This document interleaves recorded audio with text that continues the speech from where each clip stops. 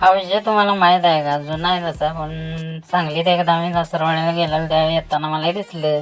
म्हणलं जाऊन बघूया. तर हे अंडर वॉटर टनेल सारखं असतंय आणि आतमध्ये ते सगळं समुद्रासारखं केलेलं असतंय. मित्राच्या आग्रह असतं कोल्हापुरी बक्कासारख्याच्या आवाजात करायला लागले व्हिडिओ.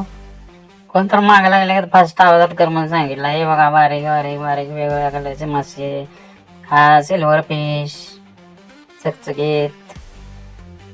त्यानंतर पुढे गेल्यानंतर हा गुबगुबीत कॅटफिश, हा ऑरेंज फिश. हे हे काय मालदीव मधल्या हॉटेल असल्यासारखं आहे. मालदीवला असल्या हॉटेल आहेत समुद्राच्या खाली, त्यासारखं आहे. त्यांनी अंडर वॉटर टनेल केलं आहे, मस्त बघण्यासारखं आहे. हे सगळ्या प्रकारचे मासे आहेत. हे लय अवघड असते मॅनेज करणं, कारण आपल्या घरातला फिश टँक करायला आपल्यालाच लागतोय 1 दिवस साफ.